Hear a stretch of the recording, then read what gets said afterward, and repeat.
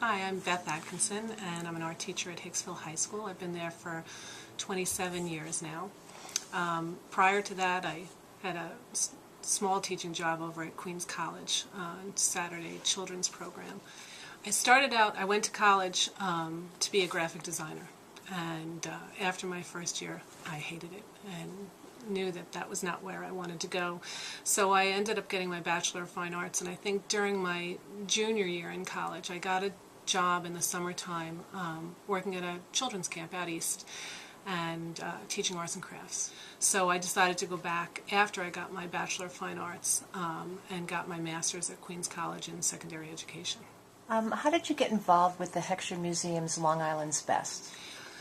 I think we've been involved since the beginning. I believe that it was just a letter that I got in the mail saying that they were starting the program, and I've always encouraged my students to participate in outside art events, and so we decided to make a trip to the museum that year. The Heckscher was much closer for us.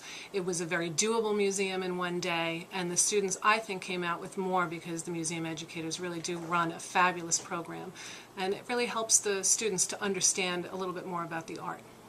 How did you present Long Island's Best juried exhibition to your students? I always, each year, before we go, do a little preliminary talk with them about the museum. You have to understand, some of my students have never been to a museum to start out with. So you got to do a little bit of the etiquette of, how you behave in a museum, what's acceptable, what's not acceptable. They always ask, can you take pictures, things like that. They want to touch sculptures, and you have to understand that that they just didn't know all of the ins and outs of the museum. So we go over that, and also I do a little prep with them about how to respond to works of art. So we talk a lot about how you really can't be wrong. However you respond to a piece of art is your opinion, and they need to know that that's okay, and they can feel safe, and then they're able to speak. In what ways do you feel that parents could help foster the arts in their children? Well, I think arts in education is extremely important, and especially with budget cuts and everything that we've got going on now, we have to make sure that arts stay in our schools.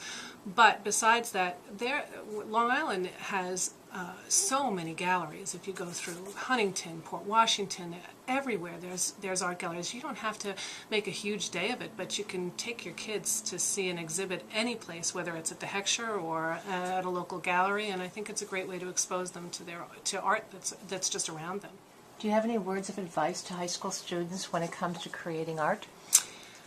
I think the most important thing is they've got to find their own personal voice. I don't want to make mini-me's. I don't want them to all draw like me or think like me. I want them to think for themselves. So I encourage them to keep their own personal journal where they can draw anything they want in it. I don't want them to draw what I'm telling them to draw. I want them to draw what they think, what they feel. If they want to throw paint in it one day, or if they want to draw charcoal, or they want to cut it up, whatever they want to do. But they need to find their own personal voice. Well, thank you for the interview, Beth. Thank you.